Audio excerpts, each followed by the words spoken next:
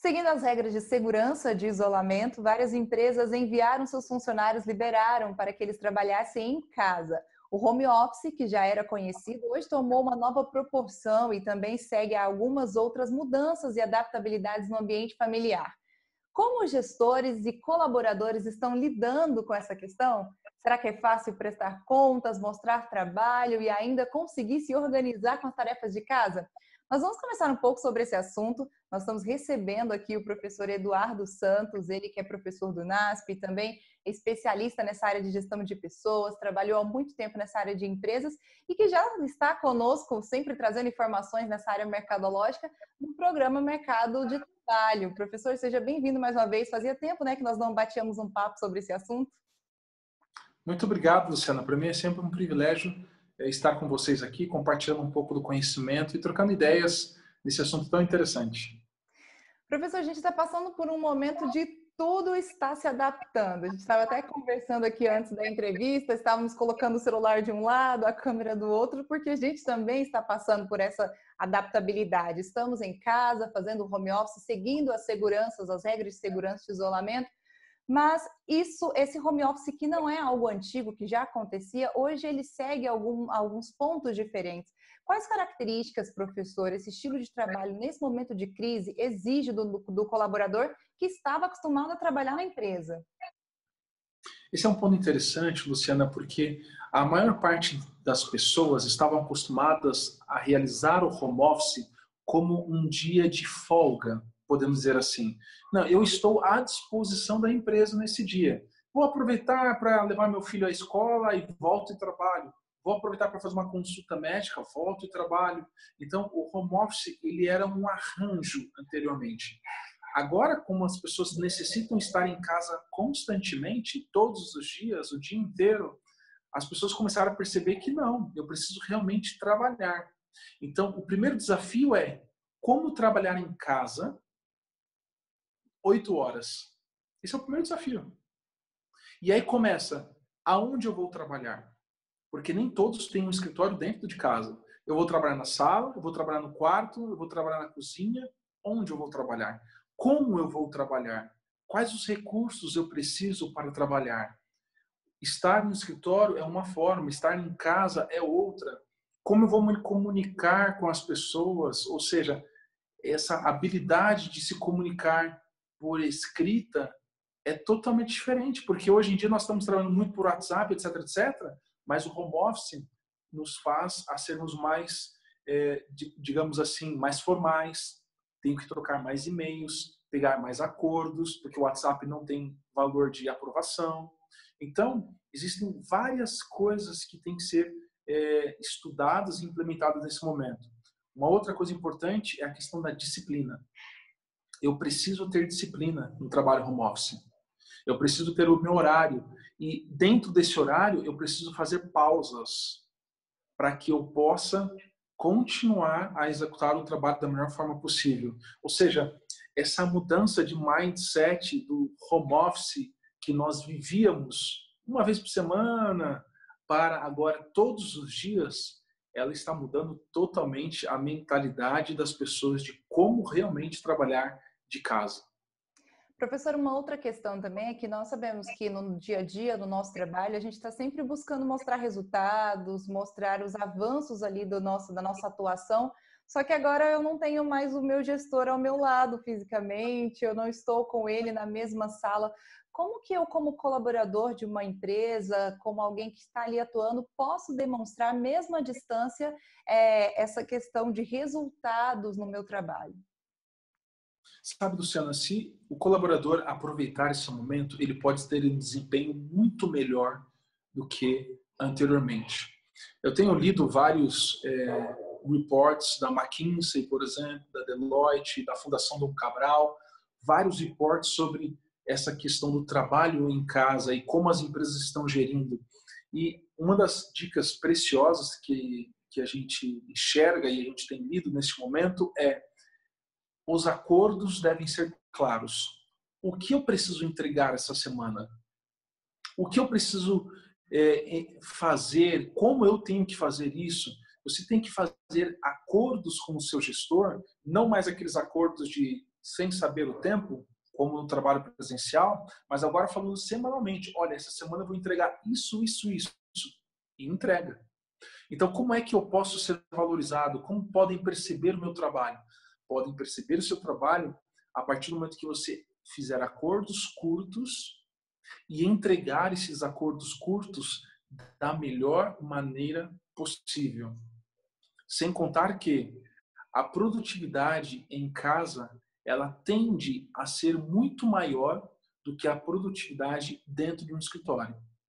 Porque, em teoria, você não tem vários fatores que estão tirando a sua atenção. Apesar de em casa alguns terem filho, terem o cônjuge e assim por diante, no escritório nós perdemos muito tempo naquele café do corredor, naquela água do corredor, naquela conversa sobre a novela, naquela conversa sobre a política, naquela...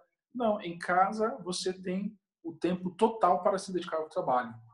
Então, se você se concentrar, estabelecer metas curtas e entregar essas metas curtas, você vai ser notado.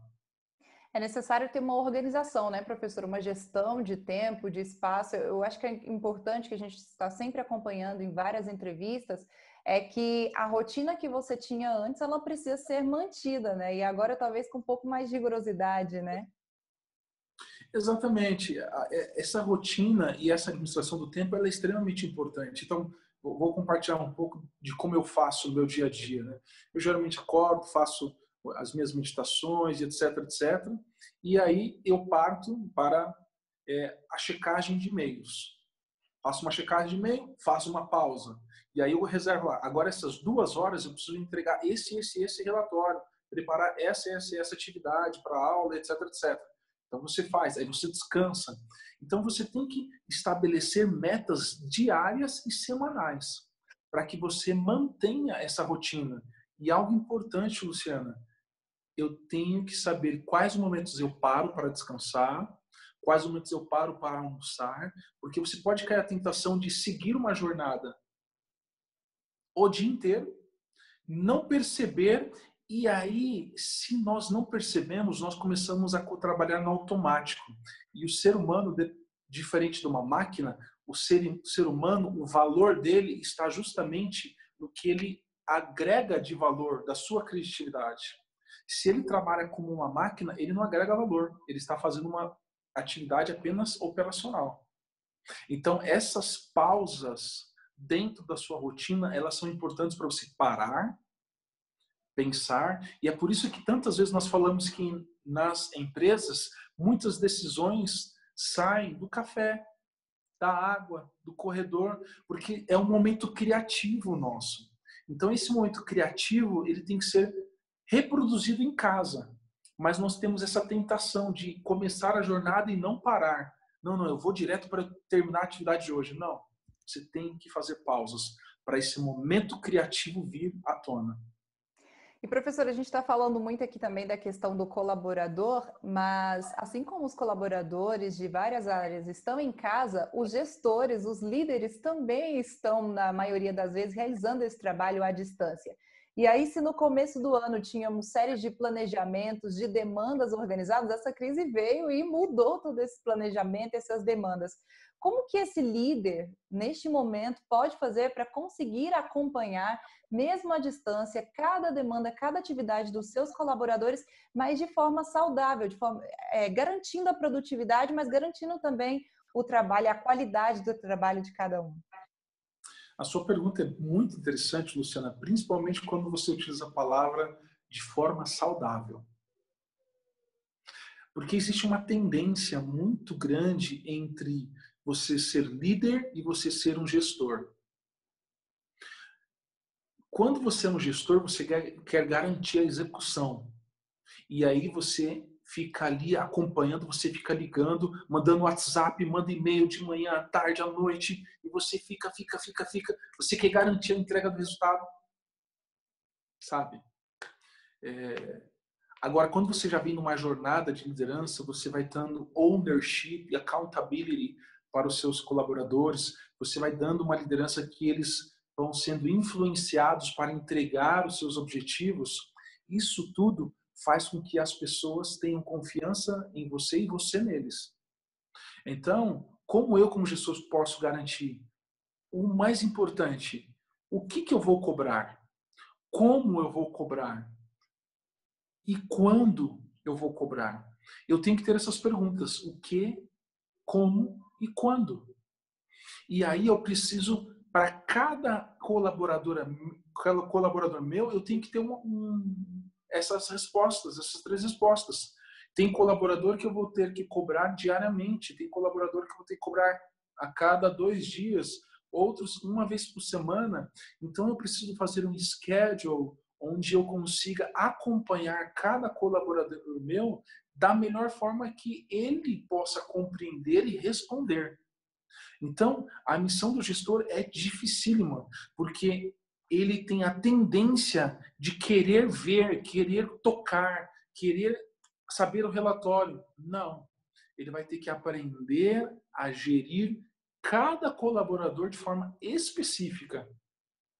Então, tentar ter uma forma, não, eu só quero as respostas todo dia às 3 horas da tarde, assim não funciona. Você vai gerar um estresse desnecessário na sua equipe.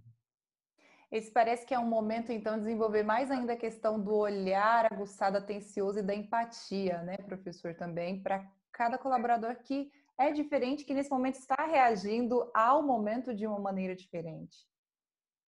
Eu diria que o trabalho do gestor nesse modelo de home office, Luciana, ele é muito mais difícil do que o trabalho do colaborador. Porque o colaborador está trabalhando em casa ou no escritório. O gestor, quando está no escritório, ele está vendo. Então, ele consegue controlar. Agora, ele não vê. Então, ele sente essa necessidade. Essa é a hora, então, dele procurar um desenvolvimento pessoal como gestor. Para ele sair de um modelo, podemos dizer assim, mais antigo de controle para um modelo mais moderno, onde você dá ao seu funcionário toda a responsabilidade. Caso ele não responda, você então dar o feedback ou uma eventual troca. Professora, a gente percebe que neste momento cresceu o número, o uso de esses aplicativos, essas plataformas de videoconferência, já que ninguém consegue mais se encontrar pessoalmente, as reuniões são feitas por meio dessas plataformas, a semelhança do que nós estamos fazendo essa entrevista aqui neste momento. Como que é possível administrar o tempo e garantir a efetividade dessas reuniões à distância? Porque a gente não tem mais aquele contato pessoal e direto. Olha, eu costumo dizer que essas reuniões à distância, elas são até mais efetivas, porque como você não tem muito tempo para explorar outros assuntos a não ser o assunto da reunião, você consegue ser mais focado, porque você não está vendo a pessoa, você não está interagindo como você interagiria se fosse pessoal. Então, essas plataformas elas estão provando que o mundo após a Covid-19 ele será um mundo diferente.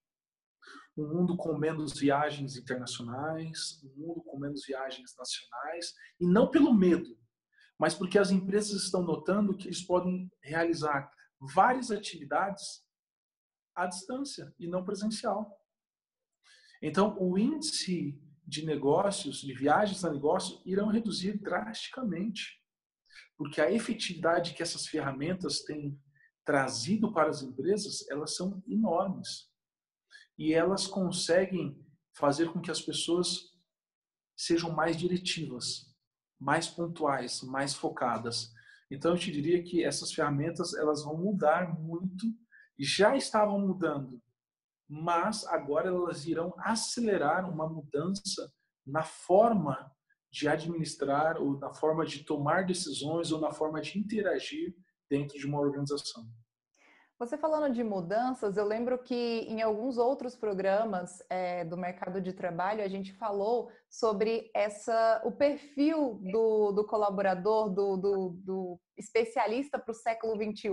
E aí você falando de mudanças com relação a viagens, com relação a aquilo que se usa nas empresas, você acredita que a gente já pode olhar hoje e pensar que pós-crise a empresa, o mercado de trabalho vai pedir já um profissional diferente, com algum perfil específico, professor? Seguramente, Luciana. E aí, você que é uma pessoa da área onde se escreve, se reflete, etc., etc., da área do jornalismo, vocês devem sentir falta muito da escrita, porque anteriormente nós praticamente abolimos a escrita nas empresas. Agora nós vamos retornar às escritas. Então, algumas competências elas vão assim ser extremamente necessárias, como por exemplo, eu saber escrever. Onde nós vivíamos aqueles ambientes super, eu não vou citar o nome de empresas, mas a gente olhava aquelas revistas, né? Eu quero trabalhar nesse ambiente que tem videogame, tem sinuca, tem um monte de coisa. Agora, mas esses ambientes eram totalmente informais. Agora, nesse modelo de trabalho de casa, porque isso, Luciana, vai demorar para a vida voltar ao normal. Não vai voltar daqui 1 mês ou 2 meses. Isso vai demorar. Eu estava numa reunião há pouco da organização, da empresa a qual eu atuo também. Nós estamos com um plano de retomada de 6 meses. 6 meses. Primeiro vamos retomar só com 15% dos funcionários, depois aumenta para 25% e vai aumentando gradativamente para as pessoas não terem tanta interação. Ou seja, vamos seguir com esses trabalhos remotos. Ou seja, eu preciso escrever melhor, eu preciso me deixar ser entendido de uma forma mais clara, transparente. Eu preciso aprender a me comunicar via videoconferência. Eu preciso aprender a prestar atenção nessas reuniões, sendo que no passado as pessoas apertavam o vídeo, né, na telinha e não mostravam sua imagem e deixavam a reunião acontecer. Agora não, eu vou ter que estar de corpo e alma ali naquele processo, naquela reunião. Eu terei que interagir porque eu não terei outra chance, eu não terei uma outra reunião presencial. Então, o perfil que daqui para frente vai se buscar vai ser um perfil somado àqueles que nós falamos, onde nós vamos falar de People Analytics, vamos falar de Data Intelligence, etc., etc. Eu vou somar agora as competências de comunicação. E não apenas comunicação oral, mas a comunicação escrita, e todo o aspecto de relacionamento, mesmo estando à distância. Então, são desafios daqui para frente. Professor, todas essas possibilidades que este momento de home office está proporcionando, olhando para um pós-crise, onde tudo já vai estar aos poucos voltando ao normal, sendo liberado, você acredita que esse estilo de trabalho ele vai se tornar mais frequente do que era antes desse momento?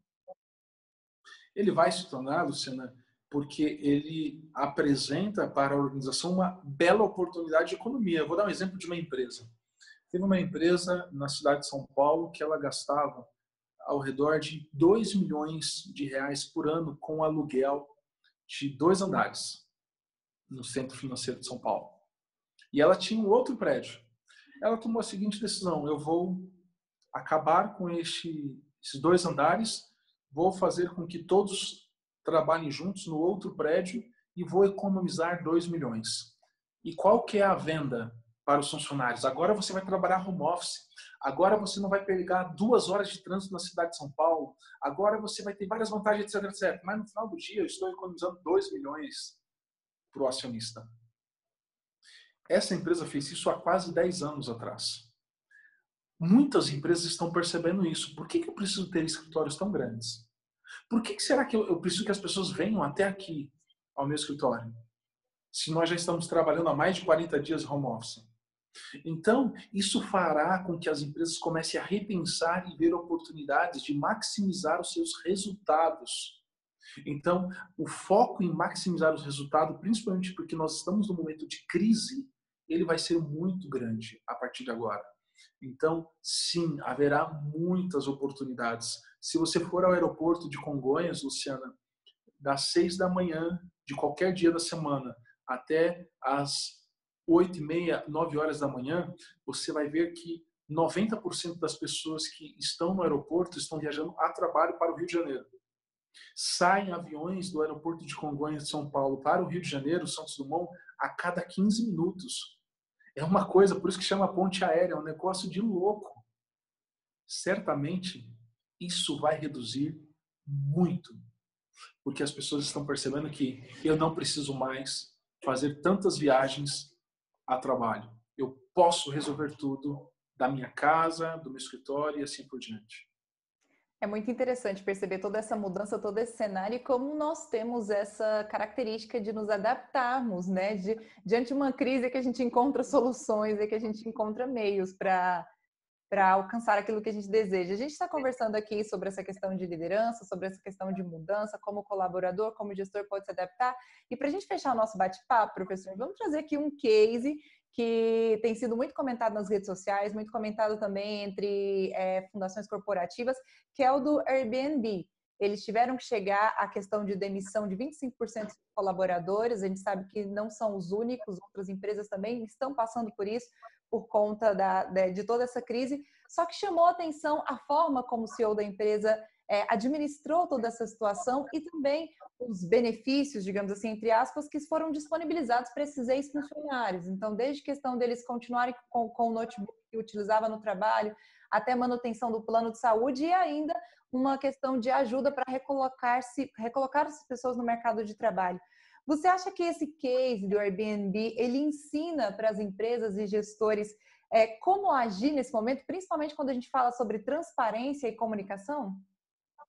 Sem sombra de dúvida, nós estamos assistindo no Brasil nos últimos anos, Luciana, uma tendência que chama das empresas humanísticas. Teve uma palestra o ano passado, um grande evento de recursos humanos, né, de um professor da Universidade Federal de São Paulo, o professor Dante, que é um professor que foca muito sobre as empresas humanísticas. Isso mostra que eu não estou aqui apenas para fazer negócio, mas importa como é que eu faço o negócio. E como é que eu faço o negócio não é apenas para o meu cliente ver, mas é para o meu funcionário se sentir parte. Então, a comunicação num processo como esse para os funcionários, ela é extremamente importante. Eu não posso simplesmente mandar um e-mail, eu não posso simplesmente comunicar, eu preciso entender como é que eu faço isso. Porque amanhã pode ser eu. E certamente será se eu não sou empresário. Certamente será. Então, eu preciso entender como fazer deste momento, um momento tão difícil, transformar ele num momento humano, num momento humanístico por parte da empresa. Então, várias empresas estão trabalhando nessa vertente, porque muitas estão desligando pessoas. Então, por que não conceder cesta básica durante X tempo? Por que não conceder o plano médico durante X tempo? Por que não conceder vários outros benefícios que não irão impactar tanto a empresa, mas farão a diferença na vida daqueles colaboradores? Então, isso sim está fazendo com que as empresas pensem melhor, porque hoje nós estamos numa época de redes sociais, Luciana. Um colaborador maltratado, em poucos segundos, o mundo sabe. O mundo sabe. E nós sabemos que a guerra de talentos, ela ainda existe. Então, se uma pessoa enxerga que aquela empresa não é uma boa empresa para ele, ele não participará mais daquela empresa. E as empresas que sairão perdendo. Então, é extremamente importante essa nova forma de pensar e de agir das empresas. É um momento de muito aprendizagem, um momento de testar as coisas, de reaprender, e a gente traz esse bate-papo aqui no mercado de trabalho justamente para que você tenha essa oportunidade. Eu quero lembrá-lo que você pode participar conosco. Agora nós vamos estar soltando um episódio diferente todas as segundas-feiras na nossa página do YouTube, no nosso canal do YouTube. Então, se você ainda não nos segue, segue lá, YouTube, o NASP FM, e aproveita para ativar as notificações e sempre ficar por dentro dos nossos conteúdos. Então, toda segunda-feira tem um novo programa para você. Você pode participar comentando, sugerindo temáticas também, que o professor Eduardo Santos vai estar aqui sempre tentando te ajudar a trazer a melhor resposta. A gente vai construindo conhecimento junto, né, professor? Muito obrigada mais uma vez. Isso, obrigado, Luciana. É sempre um prazer e um privilégio estar aqui com você. A gente se encontra na próxima semana, então. Para você, uma ótima semana e continue nos acompanhando e vendo todo o material produzido aqui pela Unasp FM.